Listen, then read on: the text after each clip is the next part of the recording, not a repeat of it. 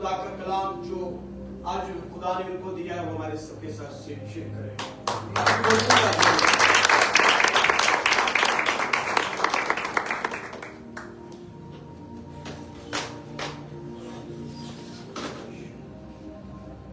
आप सब बैठ सकते हैं।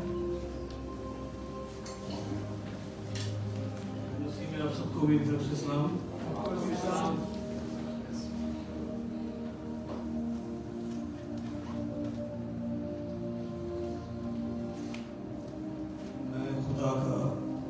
बहुत शुक्रगुजार हूँ कि आज एक बार फिर मुझे ये मौका मिला कि मैं आप सबके सामने आ सकूं और खुदा का कलाम लेके आ सकूं।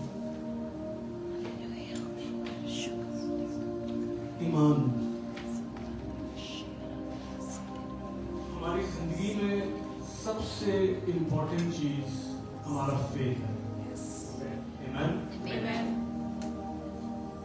आज खुदा ने बहुत ही सिंपल सी चीज और बहुत ही इंपॉर्टेंट चीज, सबसे अहम चीज हमारी लाइफ में एक रिमाइंडर भेजा आप सबके लिए, इंक्लूडिंग मी, मेरे लिए भी ये कलाम मेरे लिए भी है और आपके लिए भी। मेरे साथ निकालें प्रोवर्ब्स 3:5 से 6 पढ़ें।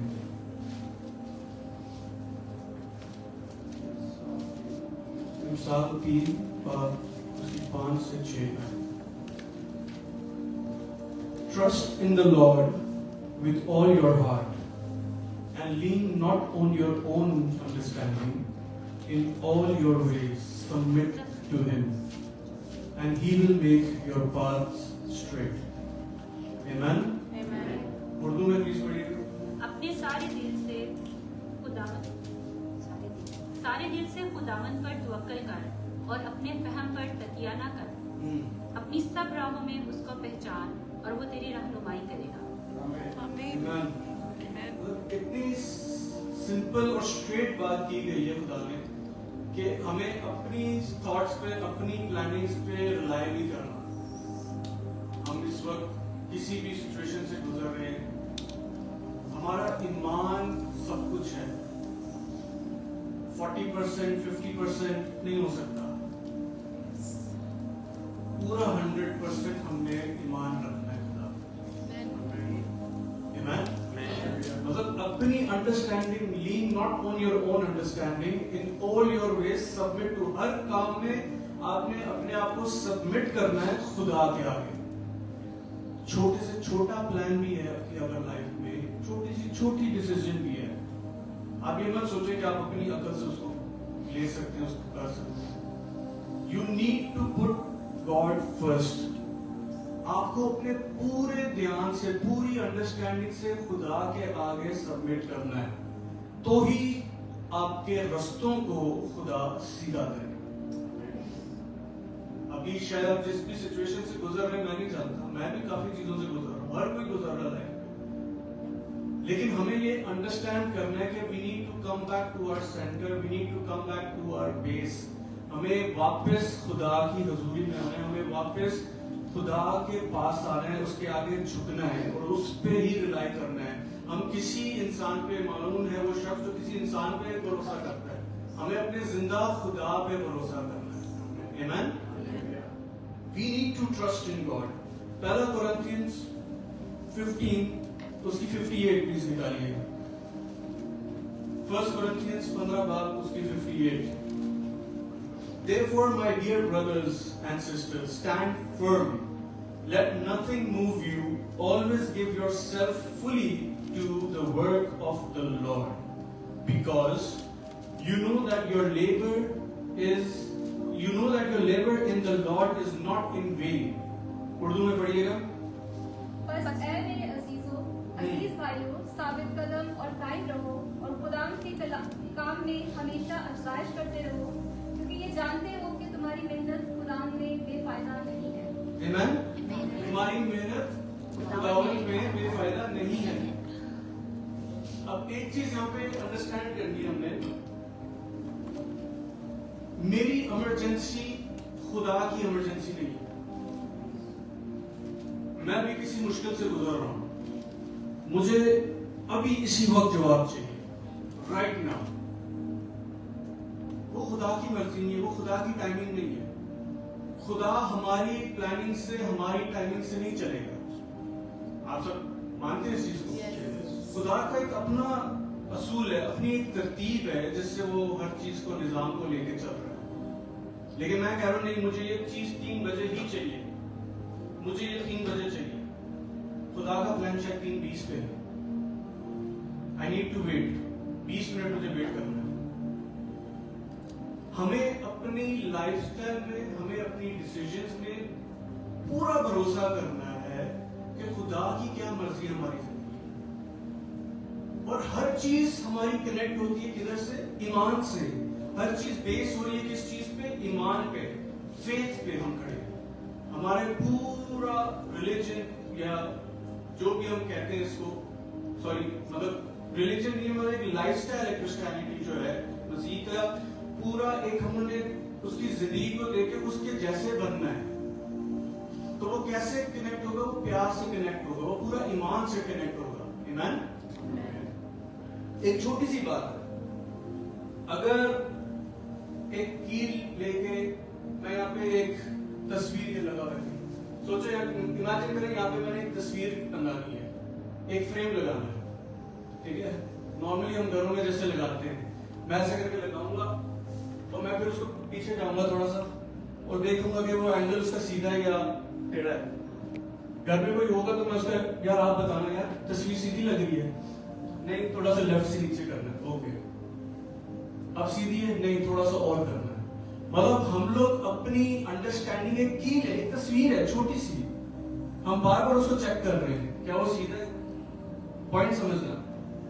कुछ महीनों पहले मैं एक काम से वापस आ रहा था और मेरे साथ मेरी फैमिली भी थी और अचानक से एक बहुत बुरा एक्सीडेंट होने वाला था। 2 लाइन थी, मैं राइट लाइन में था और लेफ्ट से भी पीछे से गाड़ी आ रही थी और इतनी सी बहुत ही कम जगह थी जहां से इम्पॉसिबल था कि वहां से मेरी गाड़ी निकलती, इम्पॉसिबल। और मैंने सिर्फ इमेजिन किया है खुदा बाप, खुदा बेटा, खुदा रूह कुद्दूस, ट्रिनिटी को सिर्फ एक थॉट में इमेजिन किया, क्योंकि उस टाइम में इतना टाइम ही नहीं था कि मैं दुआ भी कर सकता। मतलब वो सिचुएशन इतनी क्रिटिकल थी, इतना कम समय था, सेकंड से भी कम सेकंड्स थे। एज अ ह्यूमन बीइंग मैं 15 साल से गाड़ी चला रहा हूं, लेकिन मैं इतना अच्छा ड्राइवर अपने आप को नहीं मानता कि मैं उस जगह से निकल पाता। आप यकीन करें, मैंने सिर्फ खुदा की प्रेजेंस को इमेजिन किया, महसूस किया, 1 सेकंड के अंदर मेरी गाड़ी ऐसे करके ऐसे निकल गई। और इम्पॉसिबल, मेरे पास वर्ड्स नहीं है कि मैं आज तक 1 साल से ऊपर हो गया इस चीज को, मेरे पास वर्ड्स नहीं कि वो कैसे खुदा ने एकदम ऐसे करके मुझे ऐसे प्यार से करके ऐसे निकाल दिया। आमीन। हम कभी कभी सोचते हैं नहीं मुझे अभी जवाब चाहिए, मुझे अभी चाहिए, मुझे अभी चाहिए। मैंने इस छोटे से इंसिडेंट को अपने साथ कैसे कनेक्ट किया कि अभी मैं एक बाप हूं, यहाँ पे बहुत से फादर्स बैठे हैं। जब बच्चा रोता है, हॉस्टल अगर कभी रोता है, जब छोटा था मस्ती करता था ये, कभी कभी ये लोग ऐसी ड्रामा करते हुए भी रोते हैं, कुछ होता नहीं है, लेकिन उसकी मां जल्दी से भागेगी क्या होगा। अब मैं अपने आप को रखता हूं कि मैं ऐसे फील करता हूं, आप लोग शायद एग्री करेंगे जितने बाप बैठे हैं यहाँ पे। एक बाप को पता होता है उसके रोने की, बच्चे की रोने के अंदर आवाज में कि वाकई उसको तकलीफ हो रही है या वो वैसी ड्रामे कर रही है। एग्री करते हैं आप इस चीज को? अगर मुझे नहीं पता मदर्स कर सकती हैं इसको या नहीं, लेकिन एक फादर के अंदर पता नहीं क्यों मैंने ये एक्सपीरियंस किया है, मुझे पता है कि ये ड्रामे कर रहा है, इसको वाकई चोट नहीं लगी, ये रो नहीं रहा, चाहे वो रो भी रहा है।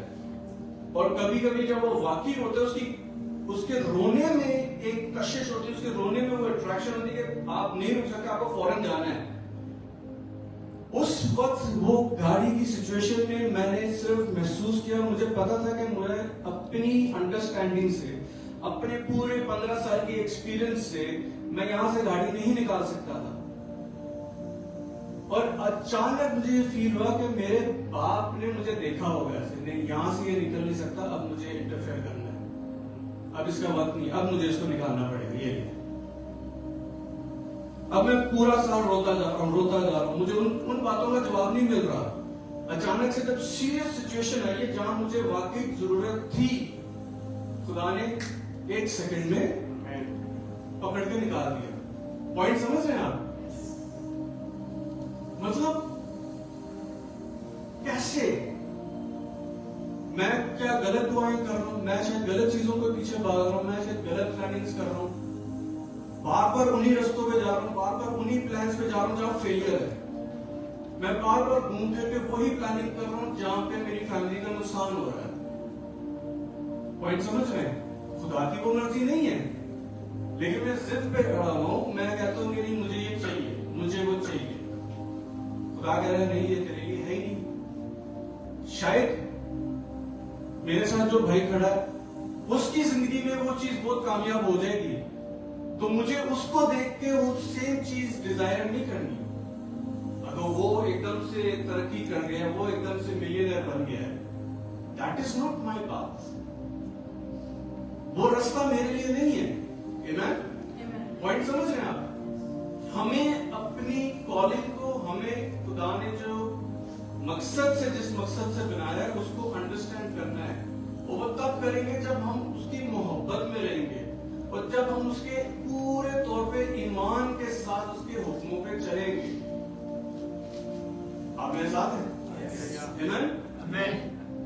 मैं कुछ साल पहले मेरी कोशिश होती है कि मैं अपने जो भी सरमन खुदा मुझे दे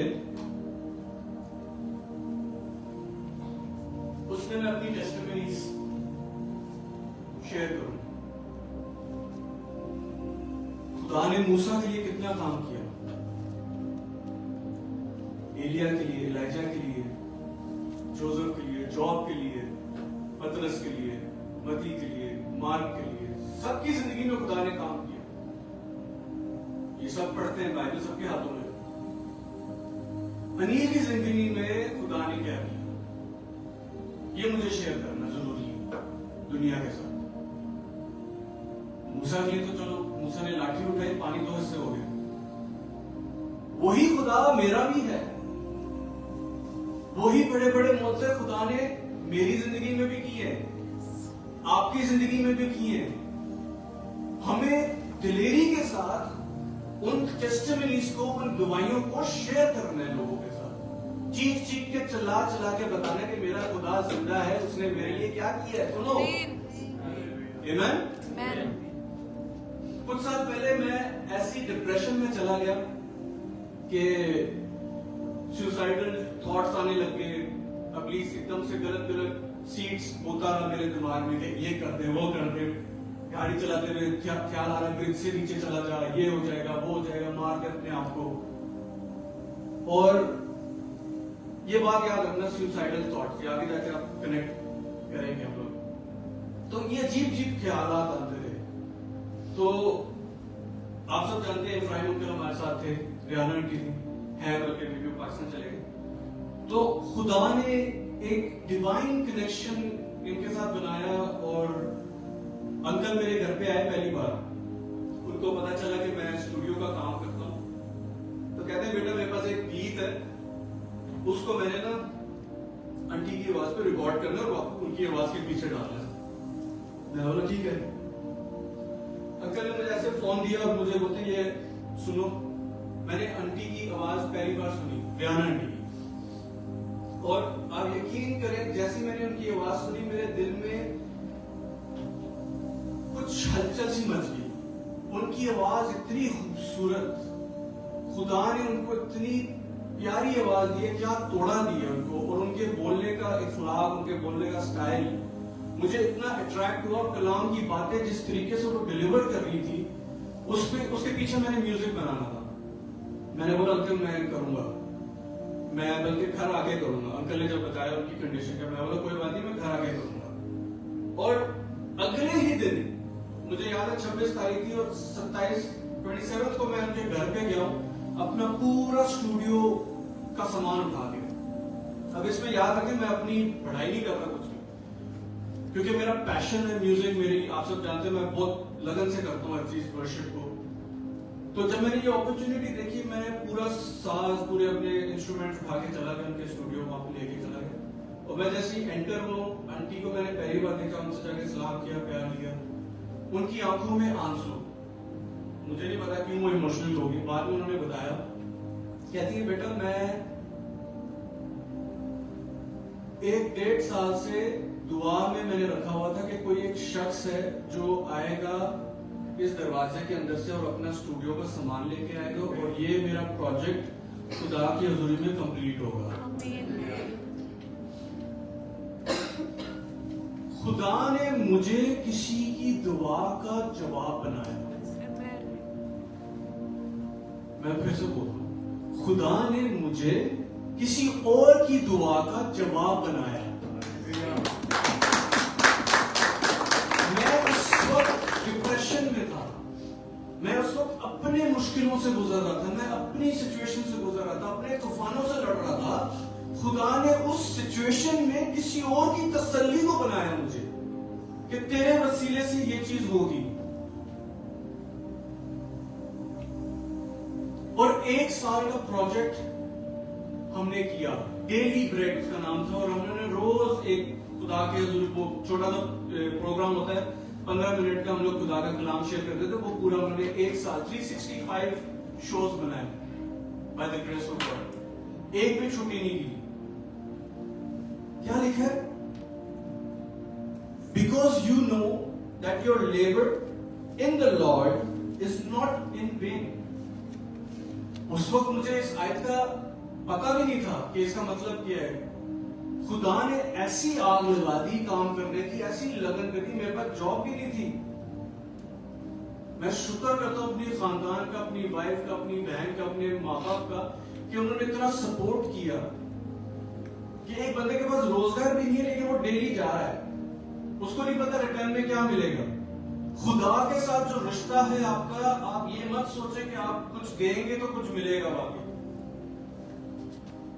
गिव एंड टेक नहीं है। मेरी इमरजेंसी खुदा की इमरजेंसी नहीं है। आपको अपने पूरे दिल से, पूरी लगन से खुदा की हुजूरी में चलते रहना है, अपने आप को सर्व करते रहना है, करते रहना है, करते रहना है। खादम, पास्टर, आप सब पास्टर हैं। मतलब क्या है? नौकर, सर्वेंट। एक सर्वेंट के अंदर अकड़ नहीं आ सकती। एक सर्वेंट अपनी ऐसे नहीं कर सकता अकड़ के। He has to be humble. Follow कर रहे बात? Amen? तो यसाया 40 उसकी 31 please निकालिएगा। But those who trust on the Lord shall renew their strength. They shall mount up with wings like eagles. They shall run and not be weary. They shall walk and not faint. Amen. Urdu में please पढ़िएगा। यसाया 40 उसकी 31 आयत। लेकिन खुदावंद का इंतजार करने वाले असरे नो जोर हासिल करेंगे और अकाबों की माले बालों पर से उड़ेंगे और ना थकेंगे। वो चलेंगे और मांदा ना होंगे। Amen. To trust, hope and rely patiently on God's timing instead of rushing ahead on your own. मतलब हमें पेशेंटली, सब्र के साथ खुदा की टाइमिंग पे वेट करना है, अपनी अंडरस्टैंडिंग पे नहीं। अपनी टाइमिंग के साथ हमें ये चीजें डिमांड नहीं करनी। Renew their strength, exchanging your human limits for God's endless powerful energy. मतलब एक इंसानी एनर्जी को एक्सचेंज करना है हमने खुदा की जलाली अनॉइंटिंग के साथ। एक इंसानी समझ को, एक इंसानी अकल को एक्सचेंज करना है खुदा की अकल के साथ, खुदा की सोचों के साथ। जब आप चलेंगे ईमान के साथ, जब आप चलेंगे मोहब्बत के साथ, जब आप चलेंगे रूह कुदस की आग के साथ, तो ये पॉसिबल होगा। उसके बिना ये चीज नहीं हो सकती। Amen? इंपॉर्टेंस ऑफ फेथ क्या है? अहमियत, ईमान की अहमियत किस लेवल पे आप समझते जाके?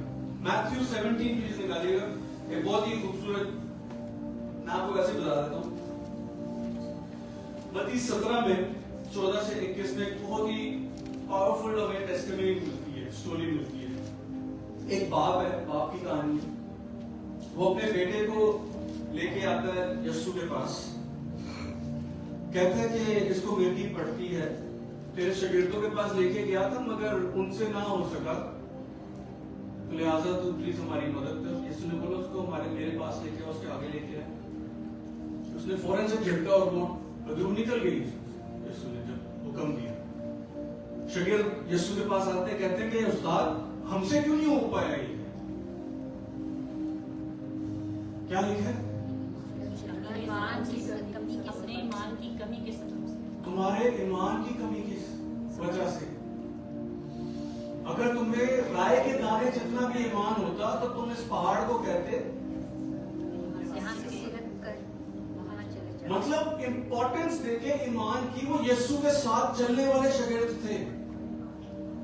वो अपनी आंखों से सुपरनैचुरल चीजें होते हुए देख रहे हैं, हर चीज को देख रहे हैं, लेकिन ईमान की कमी, लैक ऑफ फेथ। पतरस ने देखा यीशु को आते हुए पानी पे, तू कह तो मैं आता हूं, हुक्म दे मुझे, मैं आता हूं। यीशु ने हुक्म दिया, वो चला गया। अब चला गया तो एकदम से नजर हटके तूफानों पे चली गई, हवा पे चली गई, लहरों पे चली गई। यीशु से नजर हटा ली, फौरन से डूब गया। अगर आप तूफानों से गुजर रहे हैं तो उस सिचुएशन में भी देखते रहे, फोकस करते रहे यीशु के ऊपर, डिस्ट्रैक्ट नहीं हो। अभी इसका काम है आपको डिस्ट्रैक्ट करना, आपके मकसद से आपको हटाना उसकी जॉब है। वो इसी मकसद से दुनिया पे आया है ताकि आप डिस्ट्रैक्ट हो, खुदा से आपका रिश्ता दूर हो, वीक हो, और वो आपको वापस अपनी ही किंगडम में ले जाए। ये उसकी ड्यूटी है, ये उसकी रिस्पॉन्सिबिलिटी है, और वो अपनी जॉब बहुत अच्छे से कर रहा है, बहुत अच्छे से कर रहा है, और हम उसको करने दे रहे हैं। अफसोस हम सीरियस नहीं हो रहे। हम डेली कलाम पढ़ रहे हैं, देख रहे हैं, गिरजों में आ रहे हैं, रोजे भी रख रहे हैं, दुआ भी कर रहे हैं। यीशु कहता है तुम मुझसे बड़े बड़े काम भी करोगे। फिर एक जगह कहते हैं कि यीशु के पास आके कहते हैं कि हमने तो तेरे नाम से बदरूहों को भी निकाला, बीमारों को भी शिफा दी है। यीशु क्या कह रहा है? दूर हो जो मुझसे, मैं नहीं जानता तुम्हें, दीन कर लूंगा। तो हम किस बात को बिलीव करें? दोनों बातें यीशु ने की हैं। एक जगह यीशु कह रहा है कि तुम मुझसे बड़े बड़े काम करोगे, ओके। अब जब बड़े बड़े काम हो रहे हैं, यीशु कह रहा है कि मैं तुम्हें जानता ही हूं। दो बात, राइट? आपकी इंटेंशन क्या है जब आप खुदा की हजूरी में आ रहे हो? आपकी इंटेंशन क्या है, ये मैटर करती है। यीशु के नाम में तो पावर है, वो तो किसी भी वेसल को यूज कर सकता है अपना कलाम डिलीवर करने में। कलाम बेतासीर वापस कभी नहीं आता। मैं जिंदगी मेरी कैसे चेंज हुई जब मैं आंटी रियाना का शो एडिट करता था। वो कलाम 15-15 घंटे में सुनता रहता था, एडिटिंग कर रहा हूं। मुझे नहीं पता था कि मेरी जिंदगी कैसे चेंज होती जा रही है। मेरा काम था, मैं बार बार रिवाइंड करता था, एडिट करता था, बार बार रिवाइंड करता था, तस्वीरें जोड़ता था। अब वो सुन रहा मैं कलाम हूं, वो कलाम मेरे अंदर जा रहा है। 2 महीने बाद, 3 महीने बाद मेरे अंदर चेंज आने लग गया। मैं खुद सोचने लग गया कि मैं तो ऐसा था नहीं, मैं कैसे चेंज हो रहा हूं। बुरी आदतें निकल गई, बुरी संगत निकल गई, बुरी सोचें निकल गई। मुझे पापा अक्सर ये कहते थे, कलाम की बात है, पापा भी जब कहते थे कि खुदा का कलाम कभी भी बेतासीर वापस नहीं आता। और जब मैं स्टूडियो में वो रिकॉर्डिंग करता था, जब मैं वो एडिटिंग करता था, मैं तो कलाम अंदर अपने लेता जाता था। दूसरे खादम आते, उनकी रिकॉर्डिंग करो, कलाम अंदर जाता जा रहा है, कलाम अंदर जाता जा रहा है, और अंदर कैसे जाता जा रहा है, चीजें अंदर से निकलती जा रही है। जो चीज इस मकदस में नहीं बिलोंग करती वो निकलती जा रही है। खुदा का कलाम अंदर ठहरता जा रहा है। अगर आप ही खुदा के साथ चलना चाहते हैं, वाकई खुदा की खिदमत करना चाहते हैं, तो आपको कंसिस्टेंसी रखनी बहुत जरूरी है। मतलब करते रहना है, खुदा के साथ चलते रहना है, नई नई एक्टिविटीज देखनी है कि खुदा के कलाम को कैसे मैं शेयर करूं, कैसे फैलाऊं। अब क्या करूं, ये मेरा दोस्त है, ये गुनाह में है, इसलिए मैं डेली इसके साथ बैठता हूं, मेरी खुदा जिंदगी अच्छी कर रहा है तो इसकी क्यों नहीं हो रही, इसको कैसे समझाऊं मैं। रूहों को बचाना कैसे है, इतनी बर्दाश्त कैसे आपके अंदर आ गई है कि आप अगले को दलदल में जाते हुए देख रहे हो लेकिन बचा नहीं रहे उसको। वो आग में लगी हुई उसको आग, वो इब्लीस उसको अपनी किंगडम में लेके जा रहा है और आपकी आंखों के सामने हो रहा है। हम दुनिया के नूर हैं, तुम दुनिया के नूर हो। अब नूर का काम क्या है, रोशनी को फैलाना। अगर खुदा ने मेरी जिंदगी में कर दिया, मेरा काम है कि मैं अगले की उसके अंदर ट्रांसफर करूं। मैं अपने तक नहीं रख सकता उस चीज को। I can't be selfish. खुदा सेल्फिश नहीं है, ना वो सेल्फिश लोगों को पसंद करता है। उसने अपना इकलौता बेटा दे दिया। हम बचपन से सुन रहे, इतने सालों से हम डेली बोलते हैं इन आयतों को। उसने हमारे लिए जान दे दी, खून बहा दिया। आप 2 मिनट सोचेंगे कितनी बड़ी बात है ये। क्या मैं अपनी औलाद को कुर्बान कर सकता हूं? कोई मां अपनी औलाद को कुर्बान कर सकती है, बाप कर सकता है।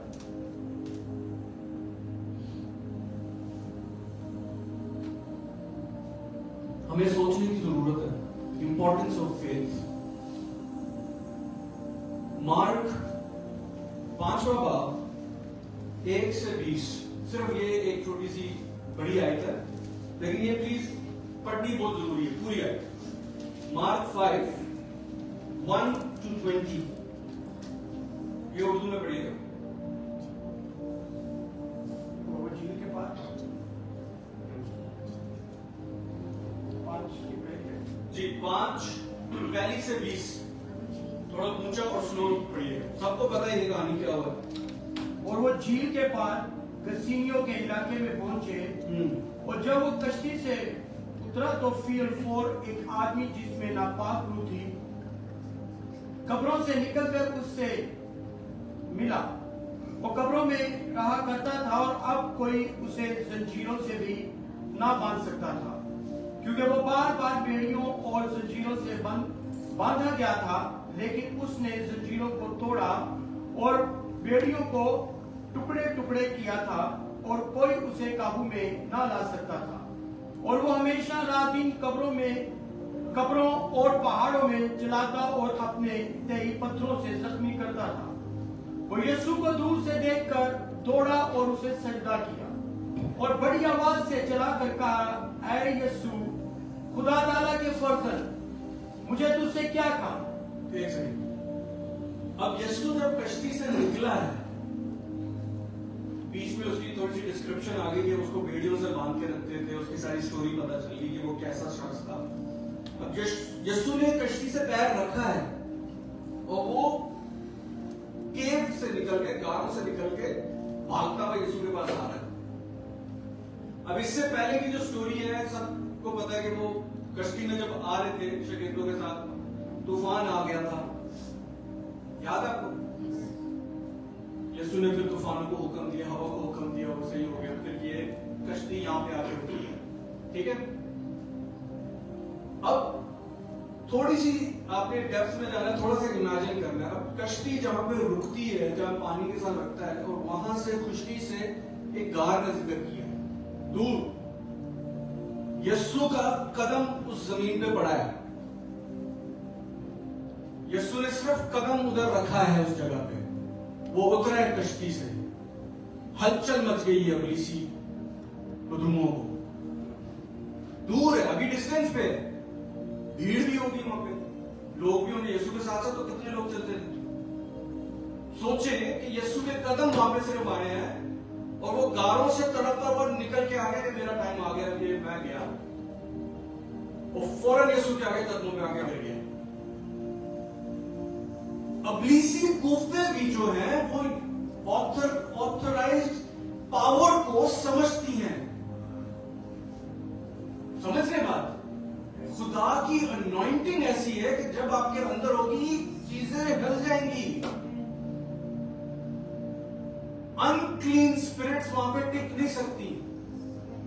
लेकिन बात यह कि क्या आपके साथ तो नहीं जुड़ी? आप किसी के घर में जा रहे हैं तो आप कौन सी आदतों को लेके जा रहे हैं? क्या आप क्रू को लेके जा रहे हैं या दूसरी रूहों को लेके जा रहे हैं? आपके कदम कैसे दूसरों के लिए बरकत बनेंगे, ये सोचना है ना। आमीन। आगे बढ़िएगा। यीशु खुदा ताला के फर्जंद, मुझे तुझसे क्या काम, तुझे खुदा की कसम देता हूँ, मुझे अज़ाब में न डाल। क्योंकि उसने उससे कहा था, ऐ नापाक रूह इस आदमी में से निकला। फिर उसने उससे पूछा, तेरा नाम क्या है? उसने उससे कहा, मेरा नाम लश्कर है, क्योंकि हम बहुत हैं। फिर उसने उसकी बहुत मिन्नत की कि हमें इस इलाका से बाहर ना भेज। और वहां पहाड़ पर सूरों का एक बड़ा गोल चल रहा था। बस उन्होंने उसकी मिन्नत करके कहा कि हमको उन सूरों में भेजे ताकि हम उनमें दाखिल हो। बस उसने उनको इजाजत दी और नापाक रूहें निकलकर सूरों में दाखिल हो गई। और वो गोल जो कोई 2000 का था, टुकड़ा पर से झपट कर झील में जा पड़ा और झील में डूब मरा। और उनके चिराने वालों ने भागकर शहर और देहात में खबर पहुंचाई। एक सेकंड, आप याद रखें कि ये पहला इंसिडेंट है पूरी कलाम में, पूरी बाइबल में, जहां पे यीशु को रिकॉर्ड किया गया कि वो इन इविल स्पिरिट्स के साथ गुफ्तगू कर रहा है, बातचीत हो रही है। ये फर्स्ट इंसिडेंट है। वरना नॉर्मली जहां पे भी ऐसे केसेस आए, यीशु ने फौरन हुक्म दिया, उसी वक्त चीजें निकल गई है, भाग गई है। ये पहला इंसिडेंट है जहां पे वो इविल स्पिरिट्स उसको रिक्वेस्ट कर रही है, कॉन्वर्सेशन हो रही है दोनों के बीच में, मिन्नतें कर रहा है कि हमें हलाक ना करना, क्यों वक्त से पहले आ गया। ठीक है, सूर में चली गई। आपने कभी सोचा कि सूर क्यों गिर के खुदकुशी कर ली? कभी ये थॉट आया? थोड़ी देर पहले मैंने आपको अपनी टेस्टिमनी में सुनाया कि मैं डिप्रेशन में, सुसाइडल थॉट्स आ रहे थे। अबलीसी चीजें जो हैं वो उनका एक रिचुअल है, एक उनका एक प्रोसेस है ये, कि आपके अंदर एक थॉट आया कि मैं खुद को मार दूं, मैं खुद की जान दे लूं। आई डोंट नो कितनों के ये थॉट आया। एक पॉइंट ऐसा आता है, फ्रस्ट्रेशन का लेवल आता है कि यार इससे अच्छा मैं मर ही जाता। बंदा गुस्से में बोल जाता है, दुख में बोल जाता है, मुंह से ये अल्फाज निकल आते हैं, लेकिन वो नहीं निकलने चाहिए। Very dangerous. ये सिर्फ एक नॉर्मल इमोशन नहीं है, इस चीज का, इसके पीछे अबलीसी कूतों का हाथ है। आपको समझना है वो सूर क्यों पानी में जाके उन्होंने खुदकुशी कर ली थी, क्योंकि पानी के अंदर अबलीसी चीजों का पूरा एक किंगडम चल रहा है समुद्र के अंदर। जेनेसिस की किताब पढ़े जब क्या लिखा है कि खुदा की रूह पानियों के ऊपर, पानियों के नीचे नहीं। यीशु ने पानी के ऊपर चला। यीशु को कैसे वो नीचे नहीं लेके गया पानी? आमीन। पॉइंट समझे इस चीज को कि एक रिचुअल है कि जब वो खुदकुशी करते हैं तब वो अपनी किंगडम में वापस चले जाते हैं। वो ऐसे अपनी किंगडम में, स्पिरिचुअल realm में वो दाखिल नहीं हो सकते। अबलीसी गंदी स्पिरिट्स जो हैं वो जब इस रिचुअल को पूरा करती हैं, जब खुदकुशी करती हैं या किसी को मारती हैं, तो वो वापस अपनी किंगडम में उस रूह को ले जाती है। तो इसलिए उसने विनती की यीशु से कि हमें ऐसे हलाक ना कर, हमें यहां से भेज नहीं। आगे क्या लिखा? आगे बढ़िएगा। बस लोग ये माजरा देखने को निकल कर यीशु के पास आए, और जिसमें बदरूहें यानी बदरू का लश्कर था, उसको बैठे और कपड़े पहने और होश में देखकर डर गए। एक मिनट। इवन तो उसके अंदर बदरूहें थी, ये मेरी अंडरस्टैंडिंग है, जो मैं पढ़ता हूँ इसको तो मुझे क्या समझ आती है ये नहीं कि सिर्फ वो पोजेस्ड था और सिर्फ अगली सी चीजों का उस पर कंट्रोल था। वो तो था, वो तो पढ़ रहे हैं, वो तो समझ आ रही है पूरी कहानी। मुझे लगता है कि कहीं ना कहीं उसके अंदर वो डर, उसके अंदर वो इज्जत, उसके अंदर वो उम्मीद इतनी सी भी थी, राय के दाने जितनी शायद उसके अंदर वो था कि मैं चला जाऊंगा तो ये तो निकल जाएंगे मेरे अंदर से और मैं बच जाऊंगा, क्योंकि एक ही शख्स है, एक ही है जो मेरे सामने है, जो मुझे इस चीज से आजाद कर सकता है। मतलब जो अभी आपके साथ गंदी स्पिरिट्स हैं या अनक्लीन स्पिरिट्स हैं, किसी किस्म की भी वो चीजें हैं, आप नहीं छोड़ पा रहे, आप नहीं निकल पा रहे उन चीजों में से। लेकिन खुदा की अनॉइंटिंग, खुदा की हजूरी इतनी पावरफुल है, आपको वो कन्विंस कर सकती है कि आप उस चीज से निकल सके। आमीन। आगे, वो देखने वालों ने उसका हाल जिसमें बदरुएं थी और सुरों का माजरा उनसे बयान किया। वो उसकी मिन्नत करने लगे कि हमारे सरहदों से चला जा। और जब वो कश्ती में दाखिल होने लगा तो जिसमें बदरुएं थी उसने उसकी मिन्नत की कि मैं तेरे साथ रहूं, लेकिन उसने उसे इजाजत ना दी, बल्कि उससे कहा कि अपने लोगों के पास अपने घर जा और उनको खबर दे कि खुदावन ने तेरे लिए कैसे बड़े काम किए और तुझ पर रहम किया। आमीन। अब आप यहाँ पे देखें कि लोगों की अक्ल, लोगों की सोच, वही लोग जो उस शख्स से डरते थे, उस जगह से गुजरते नहीं थे, क्योंकि उसकी कंडीशन ऐसी थी, वो अपने आप को काटता था, वो पत्थर मारता था, वो जंगली था, बदरूमों से गिरफ्तार हुआ था। अब जब वो ठीक हो गया, साफ सुथरे कपड़े पहन के बैठा हुआ है, आजाद हो गया, वो भी लोगों को अच्छा नहीं लगा। इतना बड़ा मौजज़ा खुदा ने कर दिया वहां पे, यीशु ने कर दिया, लेकिन फिर भी यीशु बुरा बन गया। ऐसे लोग होते हैं जिंदगी में। जब तक आप उनके साथ गलत चीजों में इन्वॉल्व हैं, गलत डिसीजंस में इन्वॉल्व हैं, मस्ती कर रहे हैं, घूम फिर रहे हैं, तब तक वो आपको सपोर्ट करेंगे, तब तक वो आपको लाइक करेंगे। जैसे ही आप खुदा के करीब आ गए, जैसे ही आप वर्शिप में इन्वॉल्व हो गए, चर्च जाने लगे, मसीही महफिलों में आने लगे, तब वो एकदम से नेगेटिव कमेंट शुरू हो जाएंगे, ये ज्यादा ही रूहानी बन रहा है, इससे खुदा ज्यादा ही बात करता है। पॉइंट समझ रहे हैं? उस टाइम पे भी ये लोग थे, यीशु को नहीं छोड़ा उन्होंने, यहां से चला जा, इतना बड़ा मौजज़ा कर दिया यीशु ने, वो कह रहे कि यहां से चला जा। अब वो शख्स कह रहा है कि मुझे अपने साथ ले जा। यीशु कह रहे नहीं,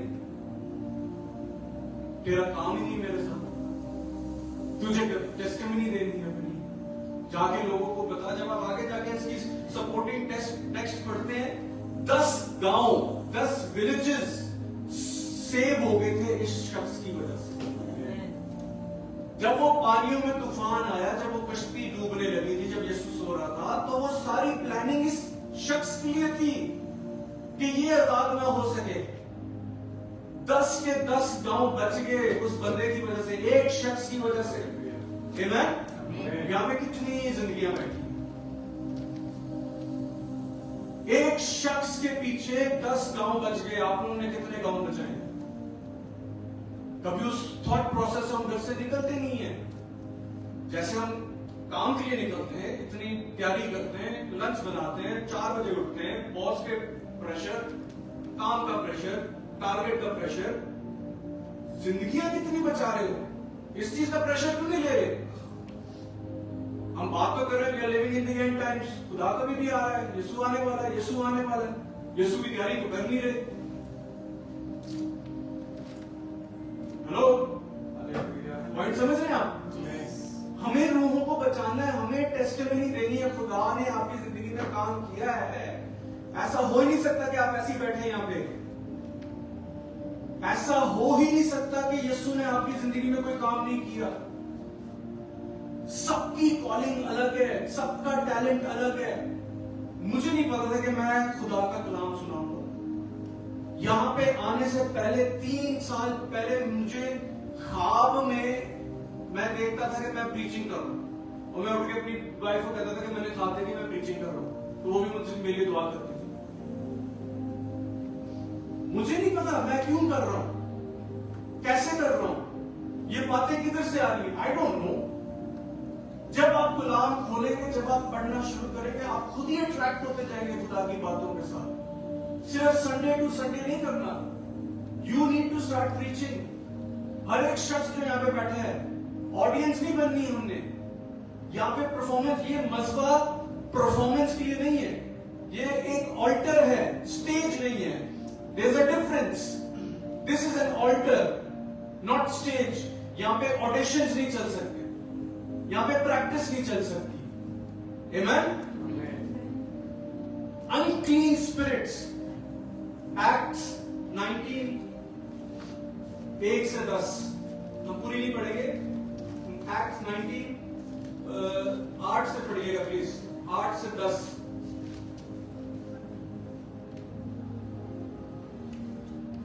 एक बात इससे पहले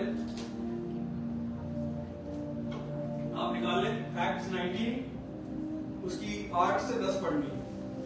डीमंस जो होते हैं ना, डीमंस, बड़े डीमंस, बदरूहें, यीशु के नाम में ऐसे निकलती एकदम।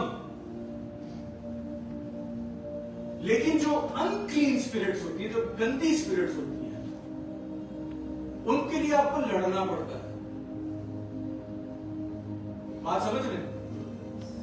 गुस्से की स्पिरिट, नशे की स्पिरिट, लस्ट की स्पिरिट, झूठ की स्पिरिट, दिखावे की स्पिरिट, लालच की स्पिरिट, चोरी की स्पिरिट। अब ये वो चीजें जो एकदम जैसे हाजिरी नहीं होती इन चीजों की, ये कहीं ना कहीं अंदर होती है, आपके थॉट में होती है, दिमाग में होती है, दिल में होती है। नफरत, गुस्सा, ये डीमंस की तरह नहीं है कि आवाज चेंज होगी, आंखें चेंज होगी, 10 बंदों की ताकत आ गई, जान आ गई आपके अंदर। ये अनक्लीन स्पिरिट्स के लिए आपको लड़ना पड़ता है, आपको फाइट करनी पड़ती है। ये ऐसे नहीं निकलती इंसान के अंदर से। पढ़िएगा प्लीज। अब मैं यहाँ पे आपको बताता हूँ कि 19 बाब में 1 से 10 में वो क्या रहा है। पौलुस रसूल ट्रैवल कर रहा है इफिसस को, और रास्ते में उसको कुछ बिलीवर्स मिलते हैं। वो उनसे पूछते हैं कि क्या तुम रूटुगस के बारे में जानते हो? तो वो कहते हैं नहीं, हमने तो नहीं सुना। तो वो उनको उसके बारे में बताता है और उनको बपतिस्मा देता है। फिर उधर कुछ ऐसे लोग होते हैं जो बिलीव नहीं करते उन चीजों को।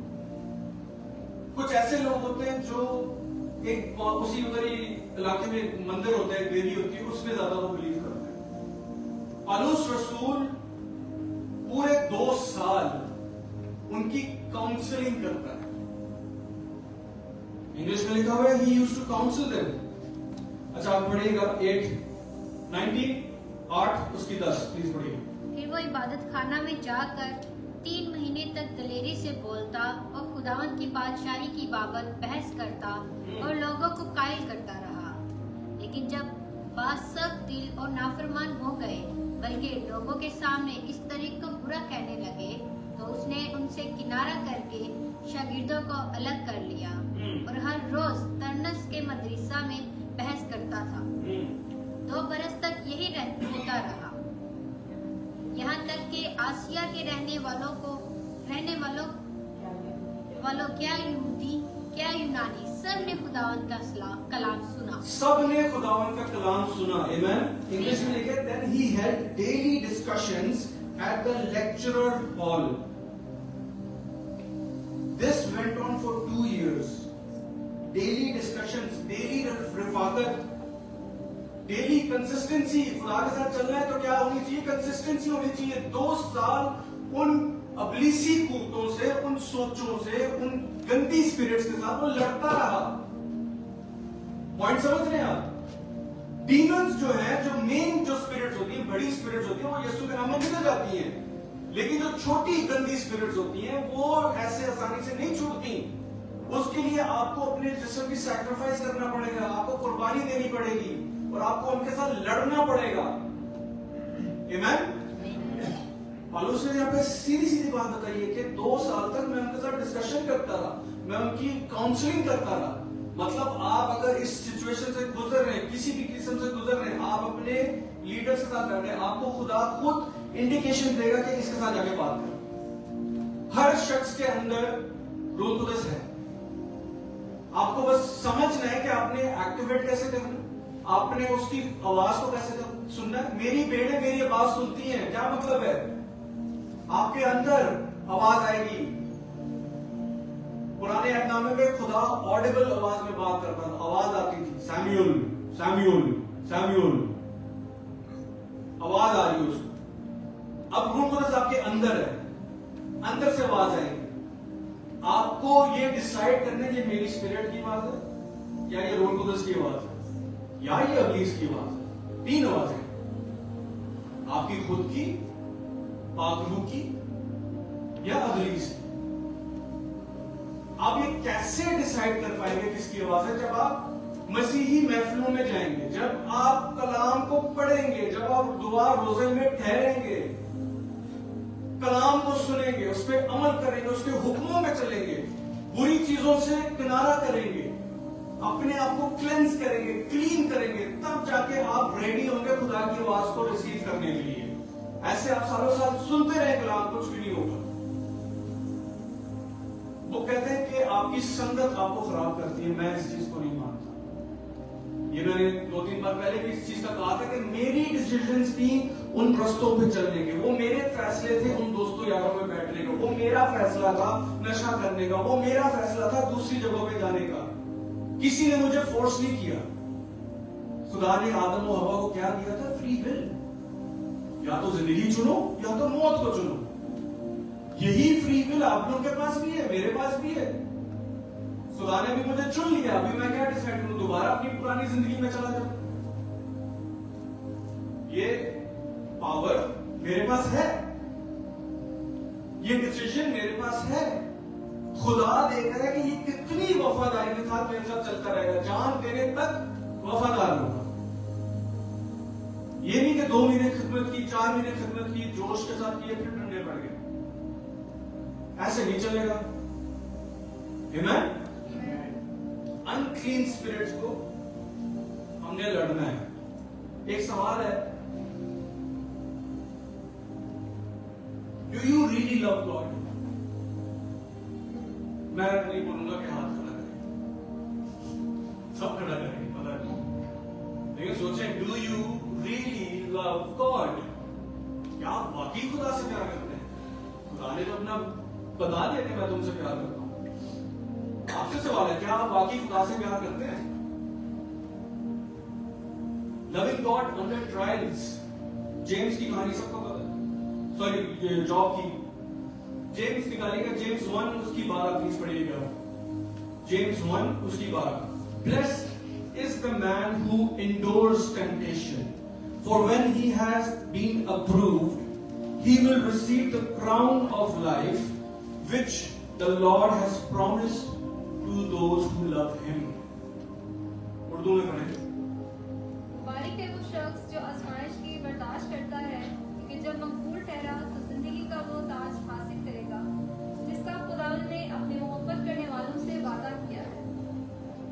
A special kind of deep, God-given joy that does not change just because life is hard. अगर मुश्किलें आ गई हैं, अगर कंडीशन आ गई है, तो आपका रिश्ता खुदा के साथ, आपकी मोहब्बत खुदा के साथ चेंज नहीं होनी चाहिए। सिर्फ जब बरकतें दिख रही हैं, सिर्फ जब अच्छे हालात दिख रहे हैं, तब आपने खुदा की तारीफ करनी है। या जब मुश्किल से गुजर रहे हो, जब टेम्पटेशन से गुजर रहे हो, जब लड़ रहे हो हालात के साथ, जब तूफानों के अंदर हो, तब भी शुक्रगुजारी नहीं कर रही है। वाह, हम भूल जाते हैं। खुदा हमें जॉब दे देता है, फौरन शुक्रगुजारी आती है। खुदा जॉब ले लेता है, नहीं आती। मतलब तो तब है ना कि आपका सब कुछ चला जाए, तब भी शुक्रगुजारी लेके आओ।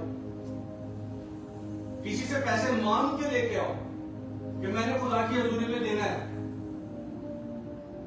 हमारा वो थॉट प्रोसेस है ही नहीं, जब जेब में होगा कुछ तब मैं जाऊंगा। जरूरी नहीं है पैसे देने, अपना टाइम दो। सिर्फ संडे को क्यों 2 घंटे दे रहे हो? हेलो, कब दोगे? अगर मैं ऐसा सवाल करूं, चलो मुझे बताओ कब दोगे?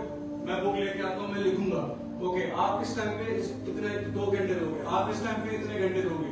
सोचो अगर घंटों में ऐसा होने लग जाए, अब जबरदस्ती, मुझे लगता है कि होना चाहिए कि लोगों से जबरदस्ती खिदमत लो, लोगों को जबरदस्ती पुश करो। क्यों सो रहे हो? किसका वेट कर रहे हो? रूहों को कैसे बचाओगे? आमीन।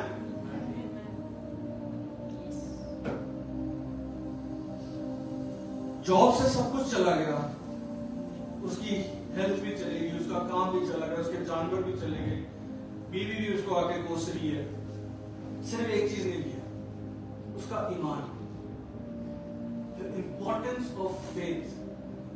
सब कुछ चला गया, सिर्फ ईमान पे वो खड़ा था, ईमान पे बैठा हुआ था, रात में, कीड़ों में, जख्मों में, सब कुछ चला गया, सिर्फ ईमान था उसके हाथ में, उसके दिल में।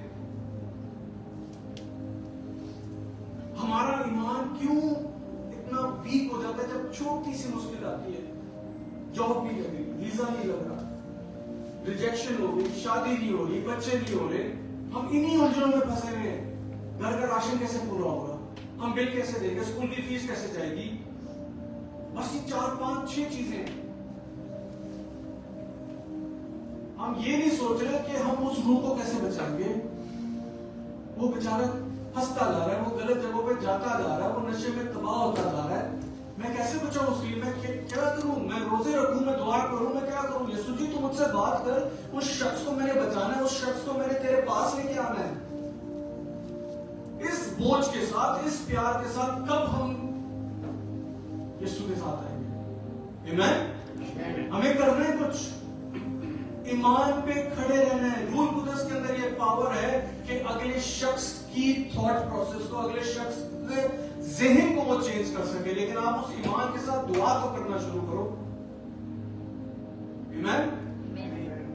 Loving God unconditionally, without limits, उसके हुक्मों पे चलना है। ट्रस्ट इन हार्ड टाइम्स, मुश्किल वक्तों में उस पर भरोसा रखना है। Staying faithful to him during pain, वफादार रहना है जब आप दुख से गुजर रहे हो, दर्द से गुजर रहे हो, कंफ्यूजन से गुजर रहे हो। हर चीज में खुदा को पहले रखना है, हर चीज में खुदा को पहले रखना है। और हमने इस दुनिया के अप्रूवल के लिए नहीं करना, इस दुनियादारी की चीजों के साथ हमने अट्रैक्ट नहीं होना, इन दुनियादारी के अंदर हमने फंस नहीं जाना। शैतान बहुत क्लेवर है, ट्रिकी है, वो आप लोगों के सामने जब आप सोचोगे कि मैंने करना है खुदा का काम, उसी वक्त कोई ना कोई डिस्ट्रैक्शन आ जाएगी, उसी वक्त कोई ना कोई ऐसी सिचुएशन आ जाएगी, आप टेम्पटेशन में फंस जाओगे, आप बोलोगे मैं कैसे फैसला लूं। जिन चीजों के लिए आप सालों साल दुआ कर रहे हो आपको नहीं दिख रही, जैसे ही आप सोचोगे नहीं अब मैं खुदा के साथ खिदमत करने लगूंगा, एकदम से 5 चीजें आपके सामने खड़ी हो जाएंगी, और पांचों की पांचों आपको लगेगा ये मेरे लिए बेस्ट है। लेकिन आप कैसे डिसाइड करोगे? आप तभी स्पिरिचुअली उस लेवल को समझोगे, तभी आप उस डिसीजन को ले पाओगे जब खुदा आपकी जिंदगी में होगा, जब खुदा के साथ आप चलोगे, जब खुदा के साथ आप टाइम बिताओगे। रूह कुदस आपकी मदद करेगा to take the right decision, वो तेरे रास्तों को सीधा कर देगा। हमें ईमान पे खड़े रहना है, 50-50 नहीं हो सकता, 40-60 नहीं हो सकता, फुल 100% खुदा पे ईमान रखना है, यीशु पे ईमान रखना है। आमीन। Do not spend time talking about darkness. Speak about the light. Speak about Jesus. हम अपनी मुश्किलों के बारे में वक्त गुजार देते हैं लोगों को बताने में। हम बोलते हैं कि यार मेरे साथ ये हो गया, मेरे पास ये बीमारी आ गई, ऊंचा ऊंचा बोलते रहते हैं, गॉसिप करते रहते हैं। अरे अब मैं क्या करूं, अब मैं क्या करूं, अब ये मुश्किल आ गई, अब इसमें मैं फंस गया हूं, अब ये चीज चल ही रही थी ऊपर से ये मसला हो गया। होता है ना, ये अल्फाज यूज करते हैं हम लोग, एक मुश्किल से निकले नहीं दूसरी आ गई, पैसा बचता ही नहीं मेरे पास, मुंह से डिक्लेयर करते जा रहे हैं speaking darkness, we are not speaking light, we are not speaking about Jesus. तो डार्कनेस के बारे में बात करना छोड़ दें, हमें आज से खुशी की बात करनी है, ईमान की बात करनी है। जो चीज नहीं भी दिख रही सामने, उसकी शुक्रगुजारी करनी है। यीशु कहता है कि जब तुम दुआ करो तो ये मान के करो कि तुम्हारे पास है, हो गया। जब कश्ती गहरे में बोला कि लेके जा, उधर मछलियां नहीं थी, उस वक्त मच्छी नहीं थी वहां पे। जैसे यीशु ने बोला कि जाल डाल, मेरा ईमान है कि इंस्टेंट मच्छियां क्रिएट हुई वहां पे। इंस्टेंट एक झपक में वहां पे फिश आ गई। वहां पे फिशेस नहीं थी। हमें बोलना है। मेरी एक और टेस्टिमनी है, ऑस्टिन का स्कूल नहीं था, मैं अफोर्ड नहीं कर सकता था स्कूल। मैंने प्रैक्टिकली उसको करना शुरू किया। मैं दुआ में शुक्रगुजारी करने लग गया ऑस्टिन के स्कूल की। वीजा नहीं था, मैं दुआ में शुक्रगुजारी करने लग गया वीजों की। जॉब नहीं थी, मैं दुआ में जॉब की शुक्रगुजारी करने लगे। यीशु जी तूने मुझे जॉब दे दी, यीशु जी तेरा शुक्र है तूने ऑस्टिन को दाखिला दे दिया। पता भी नहीं चला कैसे हो गया। जिस भी चीज से गुजर रहे हो, अगर आप चाहते हो कि वो आपकी जिंदगी में आए, सबसे पहले तो आप दुआ करेंगे, यीशु जी तू मेरी जिंदगी में आ, तो ये सारी चीजें तुम्हें मिलती जाएंगी। हमें पहली प्रायोरिटी अपनी सीधी करनी है। हमें पहली चीज यीशु को मांगना है, फिर दूसरी चीजों को जरूरत भी नहीं होगी आपको दूसरी चीजों की। यीशु में ही सब कुछ है। Amen. Trust in God, your time is near. आपकी बेहतरी बहुत करीब है। आपका ब्रेक थ्रू बहुत करीब है। इतना ठंडा आमीन। आपका ब्रेक थ्रू बहुत करीब है। आमीन। बहुत करीब है। आपने गिव अप नहीं करना, ईमान पे खड़े रहे। खुदा आपकी जिंदगी में काम करने वाला है। खुदा वेट करेगा, कितना सब्र करेगा।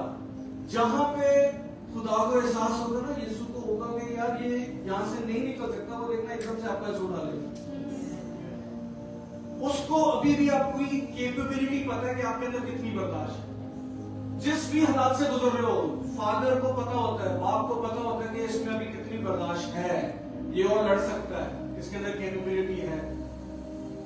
अगर खुदा को इतना भरोसा है मुझ पे, आप पे, हम क्यों नहीं कर रहे हैं इसमें? कोई बात नहीं। 2 साल से जवाब नहीं आया, कोई बात नहीं। 10 साल से जवाब नहीं आया, कोई बात नहीं। इब्राहिम ने कितना वेट किया था? औलाद के लिए कितना वेट किया था इब्राहिम ने? 25 साल। कोई बात नहीं। आप 25 दिन नहीं वेट कर रहे। आपका ब्रेक थ्रू बहुत करीब है। ईमान में कायम रहेंगे। खुदा आप सबको बरकत दे। आमीन।